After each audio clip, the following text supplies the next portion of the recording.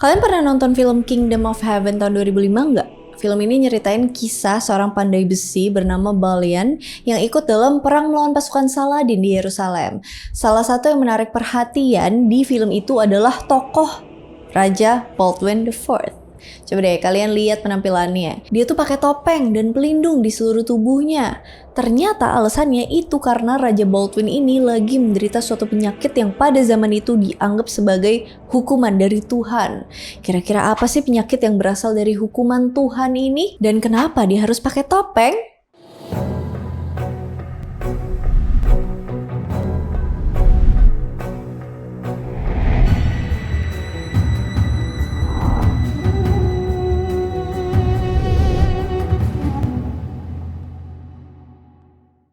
Masa kecil Baldwin. Yerusalem atau Jerusalem sejak zaman dulu udah dianggap sebagai kota suci bagi orang Kristen, Islam, dan Yahudi. Tiap agama ini punya argumen masing-masing soal kenapa mereka harus menguasai kota Yerusalem ini. Buat orang Kristen, di Yerusalem ada Bukit Zaitun yang dianggap sebagai tempat Yesus naik ke surga. Buat orang Yahudi, Yerusalem adalah kota suci dan tempat di mana dua kuil Yahudi berada. Sedangkan buat orang Islam, di Yerusalem ada Masjid Al-Aqsa yang dianggap penting dalam peristiwa Isra Miraj. Mohon maaf kalau salah penyebutan. Isra Miraj. Dan juga sempat jadi arah kiblat orang Islam sebelum diganti ke arah Mekah. Makanya wilayah Yerusalem ini seringkali jadi rebutan ketiga agama tadi. Dan kadang-kadang bisa sampai nimbulin perang besar. Seperti peristiwa perang salib antara orang Kristen dan pasukan Muslim. Orang Kristen dan Muslim ini ganti-gantian dalam menguasai kota Yerusalem. Nah, pada tahun 1163, Yerusalem udah di bawah kekuasaan Franks atau Crusaders, di mana yang berkuasa saat itu adalah Raja Amalric I. Raja Amalric ini punya 3 anak dari pernikahannya dengan Agnes de Courtenay. Yang pertama adalah seorang putri bernama Sibylla. Yang kedua, putra, Baldwin namanya. Terus yang terakhir ada Alex, tapi sayangnya dia meninggal pas masih kecil. Sibylla dan Baldwin tumbuh besar tanpa sosok ibu. Soalnya sebelum Raja Amalric dinobatin sebagai raja, dia harus ngebatalin pernikahannya sama Agnes karena dianggap mereka masih ada hubungan keluarga. Walaupun pembatalan pernikahan ini tuh sebenarnya cara pengadilan tinggi kerajaan mengatasi pengaruh Agnes de Courtenay yang semakin meluas di kerajaan. Akhirnya Agnes harus angkat kaki dari wilayah kerajaan Yerusalem. Walaupun pernikahan mereka batal, tapi anak mereka, Baldwin dan Sibylla, tetap dianggap penerus yang sah dari Amalric. Nah, setelah itu Raja Amalric nikah lagi sama Maria Komnen saat Baldwin masih berumur 6 tahun. Hubungan Baldwin sama ibu tirinya ini tuh gak terlalu dekat dan beberapa sumber nyebutin kalau Maria cuma nganggep Baldwin sebagai penghalang tahta buat anak-anaknya. Nah, sebagai pewaris tahta, Baldwin ini benar-benar diperhatiin pendidikannya sama ayahnya, Raja Amalric. Sang raja ngirim Baldwin buat belajar ke William dari Tirus. William ini dikenal pada masa itu sebagai salah satu orang kepercayaan Raja Amalric dan juga ahli sejarah dan penulis. Maka Baldwin ini kemudian diajari oleh William soal ketuhanan, sejarah, dan perang. Nah, saat umur Baldwin nginjak 9 tahun nih, William melihat ada yang aneh dari anak didiknya ini. Saat itu Baldwin lagi asik main sama temen-temennya. Kemudian salah satu temennya itu nyubit atau mukul tangannya, intinya melukai dia. Tapi anehnya Baldwin ini gak ngerasa sakit, biasa aja gitu.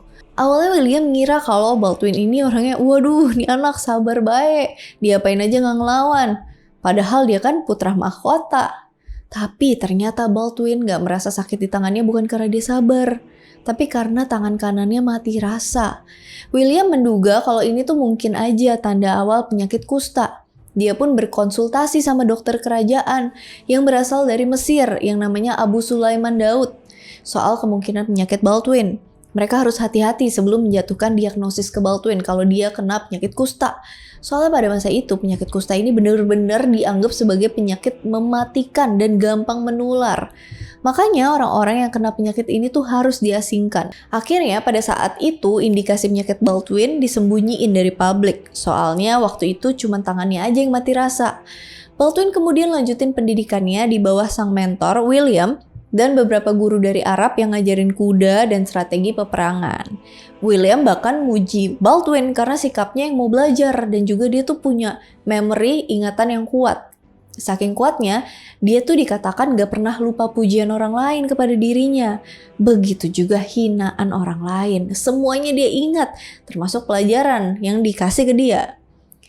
Setelah beberapa waktu, penyakit Baldwin gak bisa disembunyiin lagi. Dan akhirnya dia didiagnosis menderita penyakit kusta. Seharusnya nih, kalau misal orang biasa, si penderita ini tuh langsung diasingkan sampai seumur hidupnya. Soalnya pada zaman itu penyakit kusta dianggap sangat mematikan dan menular. Dan juga orang yang menderita penyakit ini dianggap sedang menerima hukuman dari Tuhan gara-gara dosanya yang banyak. Kalau yang kena penyakit kusta dari kalangan bangsawan, maka dia secara hukum harus masuk ke dalam Ordo Saint Lazarus, yaitu kelompok militer Crusader yang isinya para kesatria yang menderita penyakit kusta. Di sini untung aja Baldwin tuh punya privilege yang membebaskan dia dari segala konsekuensi yang tadi disebutin. Jadi meskipun dia kena penyakit kusta, dia tuh tetap diizinin buat berada di sekitar lingkungan kerajaan. Mau gimana lagi, Baldwin ini kan putra mahkota. Akhirnya Baldwin tetap ada tuh di lingkungan istana. Dia pun dipersiapin sebagai calon pengganti ayahnya. Baldwin jadi Raja Yerusalem. Ketika Raja Amalrik meninggal dunia gara-gara penyakit disentri waktu berkunjung ke Mesir tahun 1174, Baldwin naik tahta gantiin ayahnya sebagai Raja Yerusalem. Waktu itu umurnya 13 tahun. Tapi karena masih umur segitu, urusan pemerintahan diserahin ke Raymond dari Tripoli yang merupakan baron terkuat di seluruh negara kekuasaan Crusader. Raymond sendiri adalah salah satu keturunan dari Raja Baldwin II. Jadi Raymond ini ngebantu Baldwin dalam urusan pemerintahan karena Baldwin masih kecil, seenggaknya sampai tahun 1176. Tahun itu, saat Baldwin udah berumur 15 tahun, dia kemudian ngambil alih pemerintahan. Tugas pertamanya saat memerintah bisa dibilang tuh berat banget. Jadi waktu itu kekuatan baru Muslim lagi bangkit di bawah kepemimpinan Saladin atau Salahuddin Al-Ayyubi. Saladin ini punya ambisi buat ngambil alih seluruh kota yang dikuasain pasukan Crusader di wilayah Mediterania Timur, khususnya kota Yerusalem. Baldwin I nggak bisa tinggal diam. Dan dia kemudian menghubungi sekutunya, Kekaisaran Romawi Timur, Bizantium, buat nyerang Kairo. Alasannya buat menghalangi pengaruh Saladin di wilayah itu. Tapi sayangnya Baldwin tuh tiba-tiba aja jatuh sakit sebelum datangnya bantuan pasukan dari Count of Flanders dari barat. Rencananya kan Baldwin, Count of Flanders, dan Kekaisaran Bizantium ini bersatu buat nyerang kota Kairo yang dikuasai Saladin. Harusnya Baldwin yang mimpin penyerangan itu. Tapi karena dia sakit, jadi Flanders yang mimpin pasukan. Masalahnya Flanders ini punya syarat, maka dia yang harus jadi raja di Mesir. Tapi Bizantium gak mau, dan akhirnya kerjasama itu batal. Flanders kemudian pergi ke Antioquia buat berkampanye di utara. Dia nggak cuma bawa para kesatrianya, tapi juga banyak baron dan kesatria Yerusalem bersamanya. Lalu pada tahun 1177, Philip dari Alsace bergabung dengan Raymond III dari Tripoli dan juga kesatria Templar buat nyerang wilayah kekuasaan Saladin di Suriah. Ini artinya kota Yerusalem waktu itu tuh nggak ada yang jaga, alias kekurangan pasukan. Ini dimanfaatin sama Saladin dengan mempersiapkan ribuan pasukan menuju Yerusalem buat ngambil alih kota itu. Saladin kemudian menuju ke kota Askelon, di mana wilayah itu dianggap sebagai posisi strategis buat nyerang Yerusalem. Baldwin yang tadi diceritain lagi sakit, tiba-tiba mutusin buat menuju ke Askelon buat menghalangi Saladin ngambil alih kota. Saat pasukan Baldwin berperang sama pasukan Saladin di Askelon, Saladin kemudian bergerak ke Yerusalem karena dia tahu kota itu sekarang gak terlindungi. Saladin masuk ke wilayah Yerusalem melalui benteng Yakub di hulu sungai Yordan. Baldwin kemudian ngejar Saladin ke benteng Yakub. Waktu itu Saladin dapat info kalau Baldwin ngejar dia. Tapi Saladin tuh nganggep remeh Baldwin. Soalnya Baldwin saat itu tuh masih umur 16 tahun dan pasukannya juga jauh lebih kecil daripada pasukan Saladin. Akhirnya Saladin nyuruh pasukannya yang ribuan itu buat berpencar dan pergi ke desa-desa sekitar buat cari persediaan makanan dan lain-lain.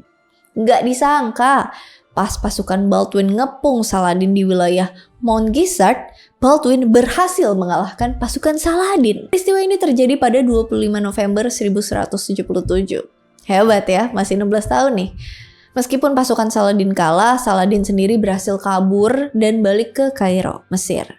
Dan kemenangan itu bikin citra Baldwin mulai diperhitungkan di seluruh kerajaan Crusader. Bahkan beberapa orang Kristen percaya kalau kemenangannya di Mount Gizzard adalah tanda mandat ilahi. Dan dari situ Raja Baldwin berhasil buktiin dirinya kalau dia ini mampu menjaga Yerusalem. Padahal umurnya kan masih muda banget, ditambah dia tuh lagi nahan sakit dari penyakit kusta yang dideritanya. Hebat ya. Kalau kalian umur 16 tahun, ngapain aja? Nah, pertemuan Baldwin IV dan Saladin terjadi lagi pada Agustus 1179.